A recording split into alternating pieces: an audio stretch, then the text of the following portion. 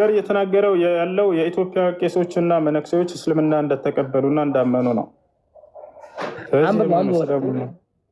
ችግር የለውም። ለተጅደና አሸድ ናሲ ዐዳወተን ሊለዚነ አመኑ ልየሁደ ወለዚነ አሽረኩ ወለተጅደና አቅረበሁም መወደተን ሊለዚነ አመኑ الذين قالوا إنا نصارى ذلك بأن منهم قسيسين ورهبانا وأنهم لا يستكبرون وإذا سمعوا ما أنزل إلى الرسول ترى أعينهم تفيض من الدمع مما عرفوا من الحق يقولون ربنا آمنا فاكتبنا مع الشاهدين وما لنا لا نؤمن بالله وما جاءنا من الحق ونطمع أن يدخلنا ربنا مع القوم الصالحين فأثابهم الله بما قالوا جنات. يا سلام يا هاجراتشن በነብዩ ሰለላሁ ዐለይሂ ወሰለም ዘመን የነበሩ በቃሽ ላውጣለሽ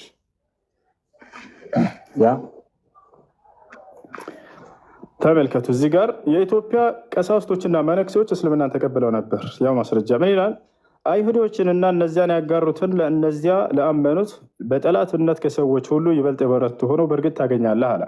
ይሄ ስለ አይሁዶች 4 ነጥብ አደረገ።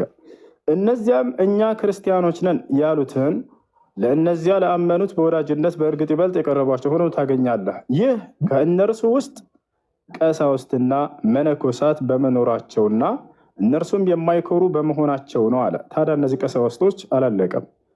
ወደ መልእክተኛው ወደ ነብዩ ሰለላሁ ዐለይሂ ወሰለም የተወረደውን ቁርአንን በሰሙ ጊዜ ምን አሉ? እነዚያ ቀሳውስትና መነኮሳቶች እውነቱን ከማወቃቸው የተነሳ አይኖቻቸው እንባን ሲያፈሱ ታያለህ። ጌታችን ሆይ አመንን፣ ከመስካሪዎቹም ጋር ጻፈን ይላሉ አለ። ማን ስለሆነ ነው እኛ ማናምነው ይላሉ። ቀጥለው እዚህ ጋር ተመልከት። በአላህና ከእውነትም በመጣልን ነገር የማናምን ጌታችንም ከመልካም ሰዎች ጋር ሊያስገባን የማንከጅለኛ ምን አለን ይላሉ። ከዚያም አላህ ስብሐነሁ ወተዓላ ወደ ገነት እንደሚወስዳቸውም ቃል ገባላቸው። ባሉትም ምክንያት አላህ በስሮቻቸው ወንዞች የሚፈሱባቸውን ገነቶች በውስጣቸው ዘውታሪዎች የሆኑ መነዳቸው። ይህም የበጎ ሰሪዎች ዋጋ ነው አለ። ስለዚህ እዚህ ጋር እነዚህ መነኩሴዎችና ቀሳውስቶች የኢትዮጵያ ቀሳውስቶችና መነኩሴዎች አምነናል ብለዋል በአላህ። በነብዩ ሰለላሁ ዐለይሂ ወሰለም ላይ የተወረደውን ቁርአን በሰሙ ጊዜ አልቅሰዋል፣ አንብተዋል። አይ እሺ፣ ይሄ ያን ጊዜ ስለዚህ ቁርአን ሲወርድ የኢትዮጵያ ክርስትና አለ ማለት ነው። ያው ራሳችንን ክርስቲያን ብለው የሰየሙ አለ። አምላክና ነብያት እውቅና ያልሰጠው ምን ዋጋ አለ? ይሄ ቁርአን ከላይ እስከወረደ ድረስ በዛን ጊዜ አላህ ራሱ የክርስትና እምነት እንዳለ የቁርአን ከዛ ሲወርድ ያውቃል ማለት ነው። ሰዎች ከዚያም በፊት እኮ በርካታ ሃይማኖት አለ ይላሉ እኮ። ሂንዱይዝም አለ ከክርስትና በፊት፣ አይሁድም አለች። ሁሉም ራሳቸውን ግን ችግሩ ምን መሰለህ? አምላክና ነብያት እውቅና አልሰጡትም። በደንብ አስተውለህ ከሆነ እዚህ ጋር እኛ ክርስቲያኖች ነን ያሉ ብሎ ተናገረ። ይህ ቁርአንን ጠንቃቃነት አላህ እና ነብያቶች አያውቁትም፣ አምላክና ነብያት አያውቁትም፣ ግን እኛ ክርስቲያኖች ነን ብለው የተናገሩ ብሎ ተናገረ። ስለዚህ በዘመናት ላይ ክርስቲያን ነን ብለው ራሳቸውን የሰየሙ አካሎች እንጂ ከአምላክና ከነብያት ዘንድ እውቅና አልተሰጣቸውም። እንዳጠቃላይ ግን እንደዚያ ሰዎች ቁርአንን በሰሙ ጊዜ እስልምናን ተቀብለዋል። የሀገር ቀሳውስቶችና መነኩሴዎች ለምን አትቀበሉም እናንተ እኮ? ራሳቸውንም ይሰይሙም፣ ግን ቁርአኑ ሲወርድ ክርስትና እምነት አለ።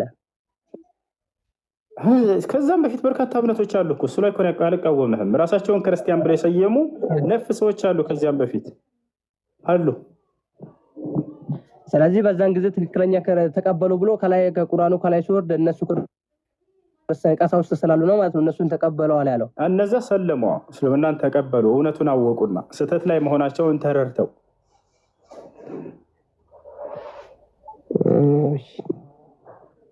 ታዲያ አንተስ መቼ ነው ስህተት መሆኑን አውቀህ የምትሰልመው? እንደነሱ እንደ ኢትዮጵያ ቀሳውስቶች መቼ ነው እንደ ኢትዮጵያ ቀሳውስቶችና መነኩሴዎች አንተስ የምትሰልመው? የኢትዮጵያ ክርስቲያኖች መቼ ነው የምትሰልሙት? አይ ታሪክ ስለሆነ እኔ በዚህ በታሪክ አላምንም። የምን ታሪክ ነው? ያለፈ ስለሆነ መጽሐፍ ቅዱስን አትከተልም ማለት ነው? ታሪክ እኮ ነው ያለው እሱ። ማን መጽሐፍ ቅዱስ ነው ነብረ ማለት ከተለው መጽሐፍ ቅዱስ ታሪክ እኮ ነው እሱ ውስጥ ያለው። ታሪክ መሆኑ እሱ ማስረጃ ነገረኛ። በጣም ጥሩ ላሳየሽ። ታሪክ መጽሐፍ ቅዱስ ሳይሆን ታሪክ አለው ነው እንጂ መጽሐፍ ቅዱሱ ታሪክ አይደለም። ይሄ ላይ ታሪክ አለበት ነው። ይሄ እኮ የሆነ ነገር እኮ ነው እየነገረ ያለው። ይሄ እንዳውም ይሄ የሆነ ነገር እንጂ የሆነ እየነገረ ያለው በዘመኑ የተከሰተውን ያለፈ ከዚያ በፊት የሆነ ታሪክ አይደለም። እንዳውም መጽሐፍ ቅዱስ ላይ ያለው ከዚያ በፊት ነው። ሙሴ ከእስራኤል ወጥተው ከዚያ በኋላ በሕዝቅኤል ላይ 2 ሚስቶች ነበሩት ለእግዚአብሔር፣ እነርሱም ለእርሱም ሆኑ። ከዚያም በኋላ እግራቸውን ገለጡ ምናምን እንዲህ አይነት ታሪክ ነው እዛ የሚያስቀምጠው። ነገር ግን ይሄ በዘመኑ የሆነ ነገር ነው እየነገረ ያለው። የኢትዮጵያ ቀሳውስቶች እስልምናን ተቀብለዋል ይላል፣ አምነዋል። አይ አንተ ከዚህ በፊትም ስታነሳ እምነት መጀመሪያው እስልምና ነው ብለህ ስታወራ አሁን ለምሳሌ ሱራ 2:135 ያለውንም ቃል አውለት የመጀመሪያ ስለሆነ እዛ ጋርም ስለ ክርስቲያኖች ስለሚያወራ ግን አንተ በፊት ምን አልክ? አስቀድመህ የመጀመሪያው እምነት ነው ምንም እምነት የለም ብለህ ነበር። ያን ጊዜ መጀመሪያውም መጨረሻውም ብለህ ነበር አውለት ያልከው። የመጀመሪያው ትውልድ እምነት ለምን ማውራቱ አስፈለገ ነው? ቁርአን ላይ ለምሳሌ እኛ መጽሐፍ ቅዱስ ላይ ሰላም ብሎ የሚያወራበት ቦታ የለም አይደል? አሁን አዳም ትላስረዳሽ እስልምና የነቢያት ሃይማኖት ነው ብለህ ታምናለህ ብለህ ጠየቀኝ። የመጀመሪያ ሃይማኖት ነው ወይ? አዎ። እስልምና የመጀመሪያውም የመካከለኛም የመጨረሻውም የዚህ ዓለም ትክክለኛ ሃይማኖት እሱ ነው አልኩህ። አዎ። አሁን እዚህ ጋር ክርስቲያን የሚል ቃል አግኝተው ነው ገብታችኋል። እዚህ ጋር እያልኩ ነገር አልገባህም። አምላክና ነቢያቶች እውቅና የሰጠቱት ብቸኛው መለኮታዊ ሃይማኖት ከዓለም መጀመሪያ እስከ ፍጻሜ ድረስ እስልምና ብቻ ነው። በየትኛው መጽሐፍ ላይ አምጣ። በመጽሐፍ ቅዱስም ላይ ብንሄድ በቁርአንም ላይ ብንሄድ ክርስትና የሚል ፊደል ከ10 በላይ እሰጥሃለሁ በቁርአን ላይ።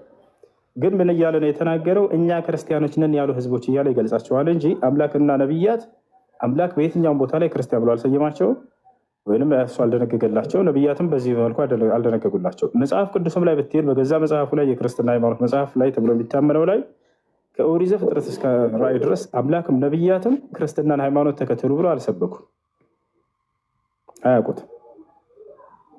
ያ ነው እያልኩ ያለሁት። እሱም ነቢያት ስንት የሰበኩ አሉ እኮ ነቢያት፣ እሱ የለም አትበል። እሺ አንድ ነቢይ ስትል ክርስትና ሃይማኖትን ተከተሉ ያለ ነቢይ የብሉይ ኪዳን ለምሳሌ አዲስ ኪዳን ነቢያት አሉ። ለምሳሌ እነ መጥምቁ ዮሐንስ። ኦኬ ወደ እንሄዳለን፣ ችግር የለም። ክርስትና ሃይማኖትን ተከተሉ ብሏል መጥምቁ ዮሐንስ። እንቀጥል፣ ችግር የለም። እንደ እየሰበከ ስለ ጌታችን ኢየሱስ ክርስቶስ በፊት መንገድ ጠራች ተብሎ እኮ እየሰበከ ስለሷን እየሰበከ ሃይማኖት ኢየሱስን ሰብኳል ሳይሆን ክርስትና ሃይማኖትን ተከተሉ ብሎ ሰብኳል። ራሱ ክርስቶስ ማለት ምን ማለት ነው? ክርስቶስ ማለት ምን ማለት ነው? እሺ ንገረን። ክርስትና ሃይማኖት ማለት ነው ትክክለኛ ስሙን ክርስቶስ የሚለው ለትክክለኛ ለምሳሌ እግዚአብሔር ማለት አንድ ሃይማኖት ማለት ነው። ምክንያቱም እኔ እውነትም መንገድም ህይወትም ነኝ ስላለ ሃይማኖት ራሱ ከእግዚአብሔር ስለሆነ ማለት ነው። እኮ ክርስቶስ ማለት ምን ማለት ነው ብለህ ጀምረሃል። አሁን ቀጥልልን። ክርስቶስ ማለት ምን ማለት ነው? ክርስቶስ ማለት እግዚአብሔር ስለሆነ እግዚአብሔር ደግሞ ሃይማኖት ነው።